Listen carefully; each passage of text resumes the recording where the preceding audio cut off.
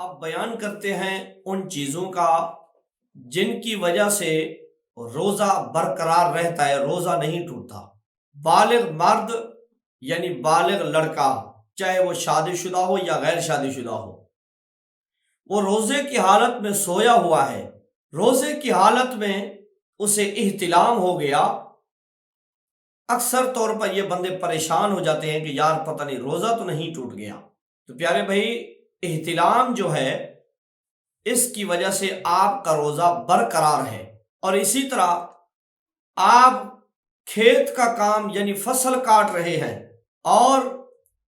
راستے میں آپ سفر کر رہے ہیں، راستے میں جب گاڑیاں آمنے سامنے گزرتی ہیں، اکثر اوقات یہ دیہاتوں میں یک طرفہ روڈ ہوتے ہیں اور گاڑیوں کے گزرنے کی وجہ سے منہ اور ناک میں کبھی مٹی کی دھول پڑتی ہے، کبھی گاڑیوں کا دھواں۔ یہ اکثر و بیشتر بندوں کے ساتھ یہ معاملہ درپیش ہوتا ہے۔ اور روزے کی حالت میں جب بندہ ہو، وہ یہ سمجھتا ہے کہ یار میرے منہ میں اب مٹی چلی گئی اور حلق تک پہنچ گئی اور دھواں چلا گیا، گرد و غبار یہ چلا گیا، تو میرے روزے کا کیا بنے گا؟ تو پیارے بھائی، آپ کا روزہ برقرار ہے۔ جو دھواں یا مٹی کی گرد و غبار آپ کے منہ میں خود بخود چلی جائے، جان بوجھ کر تو کوئی ایسا عقل مند انسان نہیں کرتا کہ جب دھواں اڑ رہا ہو اور مٹی کی دھول اڑ رہی ہو تو وہ منہ کھولے تاکہ اس کے اندر چلی جائے۔ ایسا کوئی کم تر ہی آدمی کیوں نہ ہو، ایسی عادت نہیں اپنا سکتا۔ آپ ویسے بات کر رہے ہیں، چل رہے ہیں، آپ کے ناک کے ذریعے یا منہ کے ذریعے اگر آپ کے حلق میں وہ مٹی یا دھواں وغیرہ یا اس کی سمیل وغیرہ آپ کے حلق میں اتر جاتی ہے تو ایسی صورت میں آپ کا روزہ برقرار ہے۔ اور اسی طرح روزے کی حالت میں مرد اور عورت کا اپنے بالوں پر مہندی لگانا، اپنے ناخن کاٹنا اور سرما لگانا، تیل لگانا، یہ ایسی چیزیں ہیں جن کی وجہ سے روزہ برقرار ہوتا ہے، روزہ نہیں ٹوٹتا۔ اسی طرح مردوں کے لیے جو 8 دنوں کے بعد یہ بالوں کی صفائی، منہ زیر ناف جن کو بولتے ہیں، ان کو صاف کرنا روزے کی حالت میں، یہ روزہ آپ کا برقرار ہے، اس سے روزہ نہیں ٹوٹتا۔ اور اسی طرح بھول کر کھا رہا تھا روزے کی حالت میں اور اسے کسی نے یاد دلایا یا خود یاد آ گیا، تو جو لقمہ اپنے منہ میں چبا رہا تھا اس کو چاہیے کہ وہ فوراً باہر پھینک دے اور آہستہ سے کلی کر لے، جو اپنے منہ میں جو اس کھانے کے اثرات کے چھوٹے چھوٹے جو ذرات ہیں وہ سارے کے سارے اس عام کلی کے ذریعے وہ باہر نکل جائیں۔ اور یہ آپ ذہن میں رکھیں کہ کلی کی حالت میں آپ حلق تک پانی نہیں پہنچا سکتے۔ اور اسی طرح روزہ دار روزے کی حالت میں وہ وضو کر رہا تھا یا غسل کر رہا تھا، وضو کا پانی یا غسل کے دوران غسل کا جو پانی ہے وہ ناک کے ذریعے یا منہ کے ذریعے خود بخود تھوڑا سا اگر چلا گیا تو ایسی صورت میں بھی آپ کا روزہ برقرار ہے، روزہ نہیں ٹوٹتا۔ اکثر بندے پریشان ہو جاتے ہیں اور پوچھتے ہیں کہ مفتی صاحب آپ یہ بتائیں کہ وضو کی حالت میں ناک میں پانی ڈال رہا تھا اور میں منہ میں پانی ڈال رہا تھا، تو منہ کے ذریعے تھوڑا سا پانی میرے منہ سے نیچے چلا گیا، تو ایسی صورت میں اس کا کیا حکم ہے؟ تو غسل کی حالت میں اور وضو کے دوران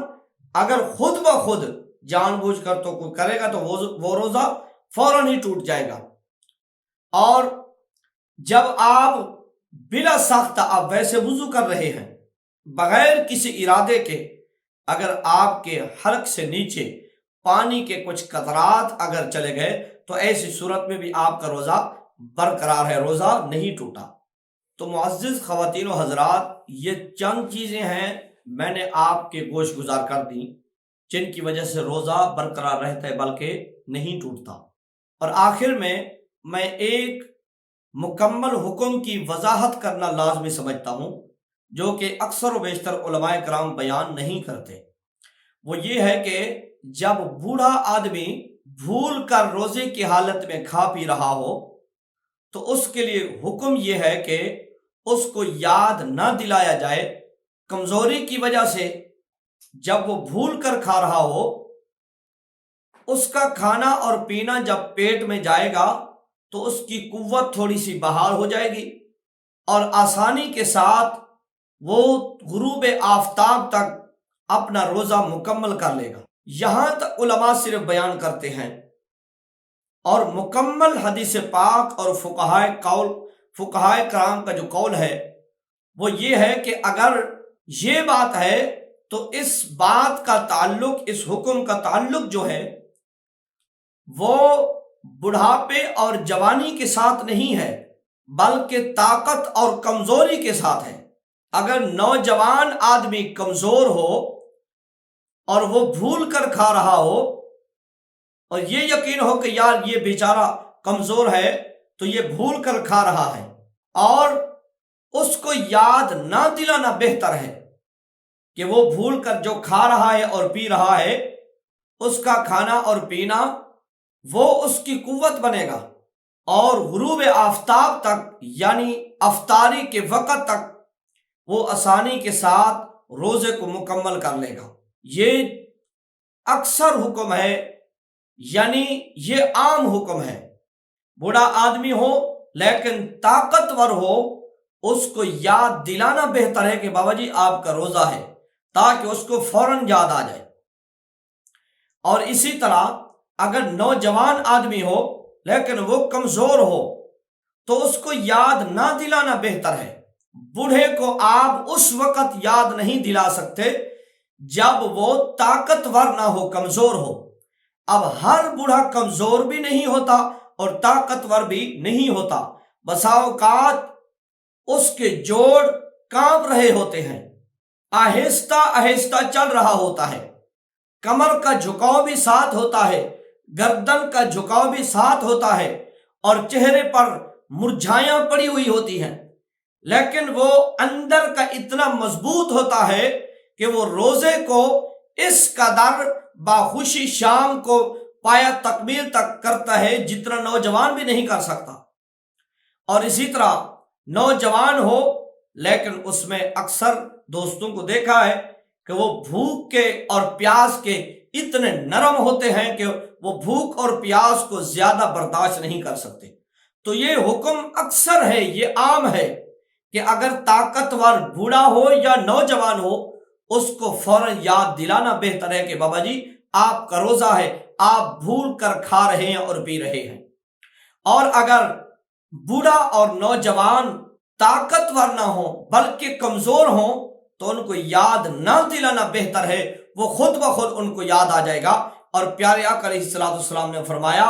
جب بھول کر کھاؤ تو یہ نہ سمجھو کہ آپ کا روزہ ٹوٹ رہا ہے، بلکہ یہ سمجھو کہ اللہ نے آپ کو کھلایا، تاکہ اس کھانے اور پینے کی وجہ سے بھولتا وہی ہے جو روزہ دار ہو۔ جو روزہ دار ہی نہ ہو اس نے کیا بھولنا ہے بھائی، اس نے کیا یاد کرنا ہے۔ تو اس لیے یہ چند چیزیں تھیں، ان کو آپ رمضان المبارک کی ابتدا سے آخر تک آپ اس پیغام کو سنیں اور توجہ کریں کہ اس حکم کی مکمل وضاحت کیا ہے، اور آپ حضرات رمضان المبارک کے روزوں کو پایا تکمیل تک پہنچانے کے لیے اپنے گھر میں، اپنے دل دماغ میں، اپنی سوچ میں اور اپنی فکر میں یہ تمام چیزیں بٹھا لیں کہ یہ عشرہ رحمت ہم نے کیسے حاصل کرنا ہے، اور عشرہ مغفرت یعنی دوسرا عشرہ ہم نے کیسے مکمل کرنا ہے، اور جہنم سے نجات والا آخری جو تیسرا عشرہ ہے اس کو ہم نے کیسے پایا تکمیل تک پہنچانا۔